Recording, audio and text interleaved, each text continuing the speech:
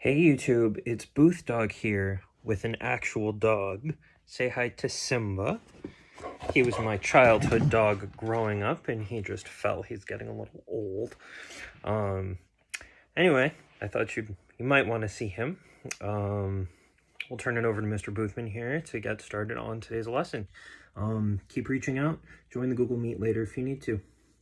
See you soon. Good morning, happy Thursday. Okay, here we are continuing section 10.5, our discussion on the convergence of series. Your exit ticket today truly will just be to submit a question you have from today's lesson. That'll be due by midnight tonight, so go ahead and get that done after this video. Now, so far we've discussed 3 tests for the convergence of a series. We've talked about the nth term test, pretty straightforward. We talked about when geometric series will converge and what they converge to. And then yesterday we discussed the alternating series test, the AST. Today we're building off that idea that basically forms the foundation for all 3 of these other tests. And we're talking about what's called the ratio test. Okay. So let's write out this definition first. The ratio test. Let some series, an, be a series with positive terms and the limit as n approaches infinity, so as we go to the infinite term in this series, of the absolute value of an plus 1 over an equals some value L. Okay. Then we have 3 different cases. First, the series will converge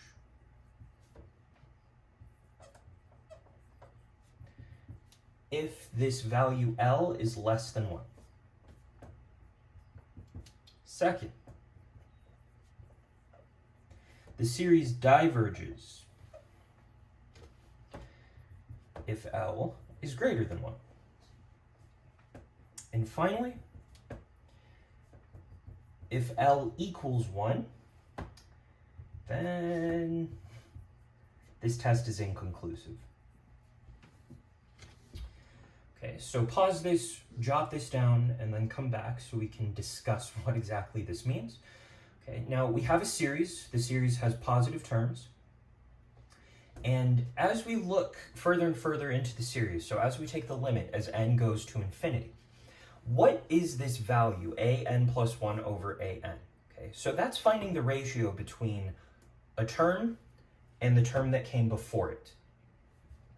If that ratio, okay, is less than 1, in other words, if the denominator is greater than the numerator, that means the nth term is greater than the n plus 1th term. Which means that as we look at successive terms, our terms themselves are getting smaller. So as we go to infinity, our terms should eventually reach 0. This is the same concept we used in the alternating series test yesterday. Instead of A, I was calling each term U. Same thing. Same idea that underlies the nth term test as well, and the reason that geometric series will only converge when our common ratio is between -1 and 1. Now, on the other hand, if this limit is greater than 1, then that means that the next term is bigger than the one before it, which means as we keep going, this sum, this series, will continue to grow. It's not going to converge on any given value. Okay. If it equals 1. So if the n plus 1th term equals the nth term, so if 2 successive terms are the same, then we actually don't have enough information just from this test to know whether this series will converge or diverge. Okay? And that should make some sense as well. Is it getting smaller? Is it getting bigger? We're not quite sure. But the ratio test is incredibly useful. It will give us the radius of convergence for a given series, and from there we can pull out the center of convergence for the series and the interval as well. So let's look at a couple of examples.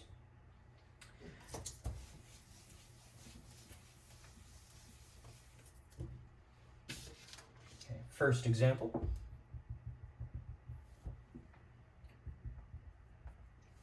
Find the radius and interval of convergence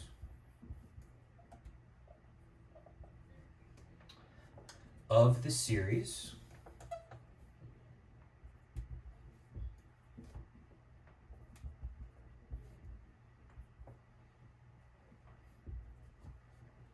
All right, so this is going in your notes. This is not in your mastery sheet. Now, what are we going to do? Well, we know that we're interested for the limit, or not the limit, the ratio test of taking the limit as n goes to infinity of this ratio, which means we need to find the nth term and the n plus 1th term. Well, luckily, this is the nth term. Okay, we have n x to the n over 10 to the n. The n plus 1th term is just plugging in n plus 1 anywhere there is an n.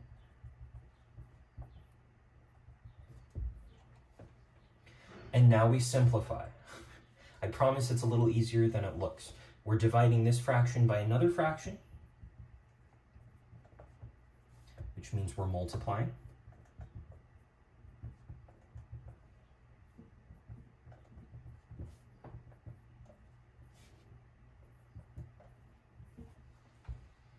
All right, now let's see what we can cancel here. Now, if we're dividing two terms with the same base, we know that we subtract the exponents. All right, so looking at this, we have the limit as n approaches infinity. Now, we're multiplying everything together here, so I'm going to group these in a slightly more logical way. We have n plus 1 divided by n times, we have x to the n plus 1 divided by x to the n. So that's going to be x to the n plus 1 minus n power, which is just x to the first power. And here we have 10 to the nth divided by 10 to the n plus 1. Again, we subtract exponents when we divide terms with the same base. This is 10 to the n minus, parentheses, n plus 1 power, which leaves us with 10 to the negative 1 power. All right, now n is taking on values from 0 to infinity. So these absolute value bars don't actually mean anything for this part of our term. 10 to the negative 1, also positive. We don't need to worry about these absolute value bars. So really, we're looking at the limit as n goes to infinity of n plus 1 over n times the absolute value of x over, I'm going to move this 10 to the negative 1 to the denominator. So we have 10 to the 1 in the denominator there. Can we evaluate this? What happens if we plug in infinity for n? Again, plug in infinity for n. We would get infinity over infinity. Hopefully this is ringing some bells for us. When we take a limit and we end up with infinity over infinity, okay, this is just using L'Hopital's rule. Okay. So we can take a derivative, 1 over 1. And what's the limit? Remember, we can break up limits over multiplication as well. I'm throwing all of these limit and exponent properties at you. Okay. Is there an n in this term here? No. So the limit as n goes to infinity for this piece here is just the absolute value of x over 10. When we took the derivative, this went to 1 over 1. There's no n, so the limit as n goes to infinity is just 1. So what does this entire limit end up being equal to? The absolute value of x over 10. And so this is what we're calling L. Okay. The limit value is L. Now, when did we say a series will converge? A series will converge when L is less than 1. So we're looking for where the absolute value of x over 10 is less than 1. Solving for x, multiply both sides by 10. Get rid of the absolute value bars, so hopefully we remember how to do that. This ends up being our interval of convergence. So let's go ahead and write out the radius, the center, and the interval. The interval of convergence is from -10 to 10. That means the center of convergence here is 0, and the radius of convergence is 10. I'm tempted to say that's it, but I know that was quite a bit, and it required the use of quite a few properties that we've studied over the years. Now, what's so useful about the ratio test, notice this fantastic information we got from it. The alternating series test doesn't give us quite this much information just on its own. The nth term test doesn't just fall out like this does, okay? Very useful. We will use the ratio test pretty extensively, especially since we're cutting a few other convergence tests that would have been included on the AP exam. So pause, come ask your questions, please, please, please follow along. Jot down your questions for a Google Meet later. I want to do another example.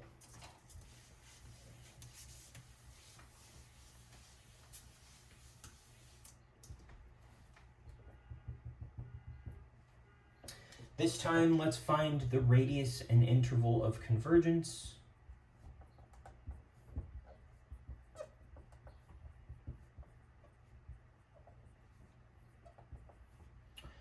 For this series, n equals 0 to infinity of n factorial times n to the x to the nth power. Okay. So again, we want the ratio test. Now, what's going to be tricky once we kind of finish talking about our different tests is identifying when to use which test, because right now it's pretty straightforward. I'm teaching you about the ratio test. Of course, we're going to use the ratio test. Okay. The nth term test, it really only tells us if a series will diverge. Not super helpful if we're trying to find where it will converge. Okay. Is this a geometric series? I mean, yes. What's its common ratio? It gets a little tricky. Okay. Alternating series test. This clearly isn't an alternating series. Okay. So that kind of just leaves us with the ratio test. Like I said, ratio test, it's kind of going to be our default most of the time. But genuinely, as we move forward and we keep practicing these, especially next week and putting all of this together, you'll start to get the hang of which test to use when. Okay. Here we're using the ratio test. The limit as n goes to infinity of the absolute value of the n plus 1th term over the nth term. This one's not too bad to simplify, aside from this factorial here. This is something that I touched on in our alternating series discussion yesterday. N plus 1 factorial. Well, that's n plus 1 times n minus 1 times n minus 2, and so on. N factorial is n times n minus 1 times n minus 2, and so on. So n plus 1 factorial is really just n plus 1 times n factorial. So I'm going to write it that way here. And here we have two terms with the same base. We're dividing, which means we subtract the exponents. X to the n plus 1 minus n power is just x to the first power. Here the n factorials cancel. And the absolute value bars, n is always positive. We don't need to worry about that piece. So we just have the limit as n goes to infinity of n plus 1 times the absolute value of x. If we plug in infinity for n, we get this limit, L, equals infinity. Is there any L'Hopital's rule we can use? Is there anything we can do to simplify this? Algebra magic? Unfortunately not. Okay, there's no denominator here. What happens, though, when x equals 0? When x equals 0, even though this is going to infinity, our entire limit will equal 0. So this limit, L, only equals infinity when x does not equal 0. Which means that the series will converge only at x equals 0, and that's its center. For any other values of x, this limit, as we can see, goes to infinity. So the series will diverge.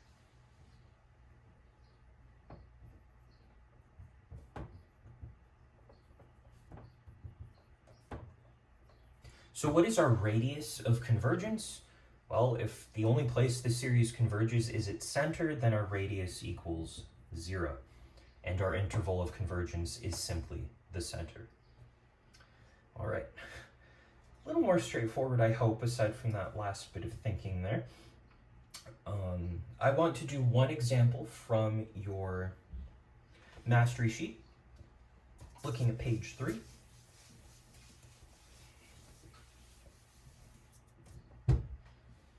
Let's do the first example together, and then as your work for today, you're not submitting this today, but I do want you to work through the rest of the 3rd page of the 10.5 mastery sheet.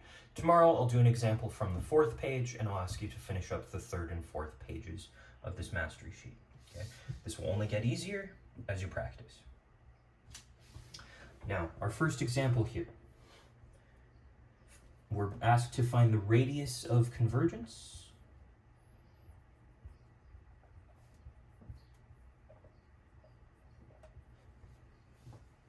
for each of the following power series. Now we have the series n equals 0 to infinity of, now this series may not look very pleasant, but we'll get through it. All right. Now, is it an alternating series? I mean, kind of. We have this negative here. Geometric, maybe? I mean, the ratio test generally is just the easiest default test to use. So I'm going to use the ratio test. We want the n plus 1th term. So here I'm plugging in n plus 1.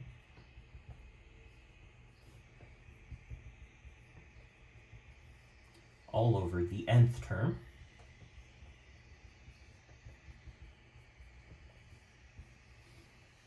And from here we simplify, okay?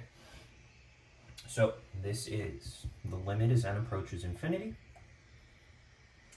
of, here we have -2 to the n plus 1 minus n power, which is just -2 to the 1st power. Here we have n plus 2 over n plus 1. And here we have x minus 1 to the n plus 1 minus n power, which is just x minus 1 to the 1st power. Okay. Now, we can split this up, but we can split up limits over multiplication. Limit as n approaches infinity of the absolute value of -2 times the limit as n approaches infinity of the absolute value of n plus 2 over n plus 1 times the limit as n approaches infinity of the absolute value of x minus 1. Absolute value of -2 is 2. There's no n there, so this limit just equals 2. There's no n here, so we're just left with the absolute value of x minus 1. And now let's look at this piece right here. Now n is always positive, n goes from 0 to infinity, so we don't have to worry about the absolute value. But if we plug in infinity, again, plug in infinity, we would get infinity over infinity. So this is another case where we would use L'Hopital's rule. Take the derivative of the numerator and the denominator, we get 1 over 1, which is just 1. So this equals 2 times the absolute value of x minus 1. And if this is our L, then we want this to be less than 1. Okay, so 2 times the absolute value of x minus 1 is less than 1. Divide both sides by 2 and drop the absolute value and add 1 to every part of our inequality, and we get this. So what is the center of this series, center of convergence? Well, what's halfway between 1/2 and 3/2? X equals 1. And our radius then is 1/2. Our interval of convergence, it didn't really ask us for this, but we can write it anyway, is 1/2 to 3/2. Again, non-inclusive for that interval. Proving endpoint convergence is an entire separate topic in itself. Okay. All right. Same basic steps every time. You see the 3 examples we did, same steps, just how we simplify works a little differently because our series can be different. Finish the 3rd page of the mastery sheet. Tomorrow we'll look at the 4th page. Reach out if you have any questions. Complete that exit ticket by midnight tonight, just asking me any questions you have from today's lesson. Otherwise, have a good one. Fantastic lesson as always, Mr. Boothman. Thank you so much. I'll see you all tomorrow. Make sure to hit that like and subscribe button on your way out.